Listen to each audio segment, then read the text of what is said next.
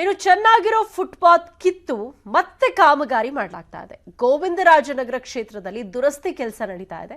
BGS ಮೈದಾನದ ಸುತ್ತಮುತ್ತ ಈ ಒಂದು ಕಾಮಗಾರಿಯನ್ನ ನಡೆಸಲಾಗ್ತಾ ಇದೆ.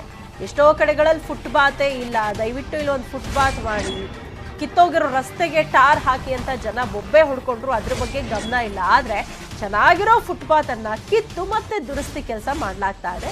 ಬಿಜಿಎಸ್ ಮೈದಾನದ ಸುತ್ತಮುತ್ತ ಈ ಒಂದು ಕಾಮಗಾರಿಯನ್ನ ನಡೆಸ್ತಾ ಇದ್ದಾರೆ. ಈಗಲೂ ಬಳಕೆಗೆ ಯೋಗ್ಯವಾಗಿರುವ ಫುಟ್ಪಾತ್, ಅದೇ ಫುಟ್ಪಾತ್ ಅನ್ನ ಕಿತ್ತು ಮತ್ತೆ ಕಾಮಗಾರಿ ಮಾಡ್ತಿದ್ದಾರೆ.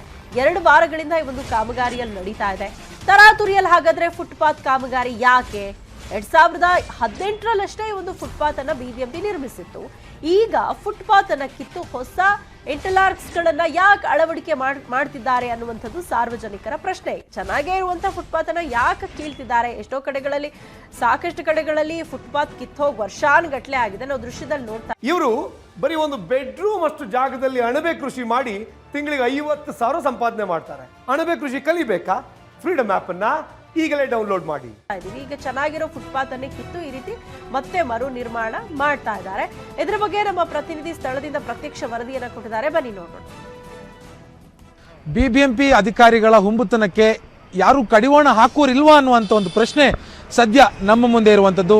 ಯಾಕೆ ಈ ಪ್ರಶ್ನೆ ಸದ್ಯಕ್ಕೆ ಉದ್ಭವಿಸ್ಕೊಂಡಿದೆ ಅಂತಂದ್ರೆ, ಬೆಂಗಳೂರು ನಗರದ ವಿಜಯನಗರದ ಬಳಿ ಇರುವಂತಹ ಬಿಜಿಎಸ್ ಮೈದಾನ ಏನಿದೆ, ಅದರ ಸುತ್ತಮುತ್ತಲು ಸಾಕಷ್ಟು ಕಡೆ 2018ರಲ್ಲಿ ಬಿಬಿಎಂಪಿ ಸುವ್ಯವಸ್ಥಿತವಾಗಿರುವಂತಹ ಟೆಂಡರ್ ಶೂರ್ ಯೋಜನೆ ಅಡಿಯಲ್ಲಿ ಫುಟ್ಪಾತ್ ಅನ್ನ ನಿರ್ಮಾಣ ಮಾಡಿತ್ತು. ಆದರೆ ಈಗ 2018ರಲ್ಲಿ ನಿರ್ಮಾಣ ಮಾಡಿರುವಂತಹ ಆ ಫುಟ್ಪಾತ್ ಅನ್ನ ಕಿತ್ತು ಹಾಕಿ ಮತ್ತೆ ಹೊಸದಾಗಿ ಮರುನಿರ್ಮಾಣ ದುರಸ್ತಿ ಮಾಡ್ತಾ ಇರುವಂಥದ್ದು. 2018ರಲ್ಲಿ ಸುಮಾರು ಇದೇ ಭಾಗದಲ್ಲಿ ಬಿಜಿಎಸ್ ಮೈದಾನ ಏನಿದೆ, ಈ ಮೈದಾನದ ಸುತ್ತಮುತ್ತ ಎಲ್ಲವೂ ಕೂಡ ದುರಸ್ತಿ ಮಾಡಿ ಮಾಡಿಫಿಕೇಶನ್ ಅನ್ನ ಮಾಡಿ ಬಹಳ ಸುವ್ಯವಸ್ಥಿತವಾಗಿ ಇಲ್ಲಿ ಇಂಟರ್ಲಾಕ್ಸ್ಗಳನ್ನು ಫುಟ್ಪಾತ್ ಮೇಲೆ ಹಾಕಲಾಗಿತ್ತು. ಆದರೆ ಇದೀಗ ಚೆನ್ನಾಗಿರೋ ಇಂಟರ್ಲಾಕ್ಸ್ಗಳನ್ನು ಕಿತ್ತು ಮತ್ತೆ ದುರಸ್ತಿ ಕಾರ್ಯಕ್ಕೆ ಬಿಬಿಎಂಪಿ ಕೈ ಹಾಕಿರುವಂಥದ್ದು ನಾವು ದೃಶ್ಯಗಳಲ್ಲೂ ಕೂಡ ನೋಡ್ತಾ ಹೋಗ್ಬೋದು.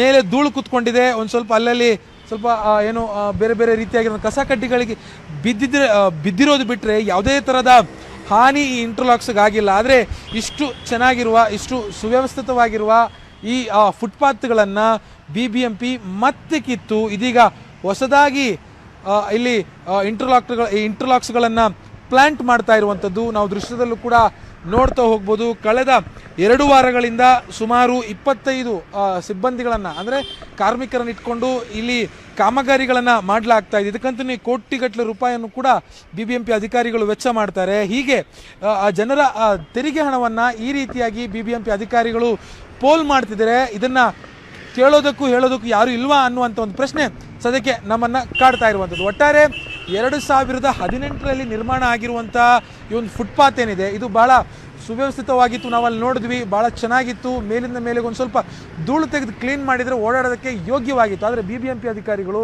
ಅದನ್ನೆಲ್ಲವನ್ನು ಕೂಡ ತೆಗೆದು ಈ ರೀತಿಯಾಗಿ ಹೊಸದಾಗಿ ಹಾಕ್ತಾ ಇರುವಂಥದ್ದು. ಬಿಬಿಎಂಪಿ ಮತ್ತೊಂದು ಅಪಖ್ಯಾತಿಗೆ ಭಾಳ ಫೇಮಸ್ಸು. ಅಂದರೆ ಹಳೆ ಕಲ್ಲಿಗೆ ಹೊಸ ಬಿಲ್ಲು ಅನ್ನುವಂಥ ಒಂದು ಅಪಖ್ಯಾತಿ ಬಿಬಿಎಂಪಿ ಮೇಲಿದೆ. ಇಲ್ಲಿ ನೋಡಿದ್ರೆ ಅದೇ ರೀತಿಯಾಗಿರುವಂಥ ಒಂದು ಕಾಮಗಾರಿಗೆ ಮತ್ತೆ ಬಿಬಿಎಂಪಿ ಅಧಿಕಾರಿಗಳು ಕೈ ಹಾಕಿದ್ದಾರೆ ಅಂತ ಅನ್ಸುತ್ತೆ. ಕ್ಯಾಮರಾ ಪರ್ಸನ್ ಯೋಗೀಶ್ವರ ಜೊತೆ ಅಶ್ವಿಕ್ ಮುಲ್ಕಿ, ನ್ಯೂಸ್ 18 ಕನ್ನಡ, ಬೆಂಗಳೂರು. ಮಂಗಳೂರಿನಲ್ಲಿ ಕುಕ್ಕರ್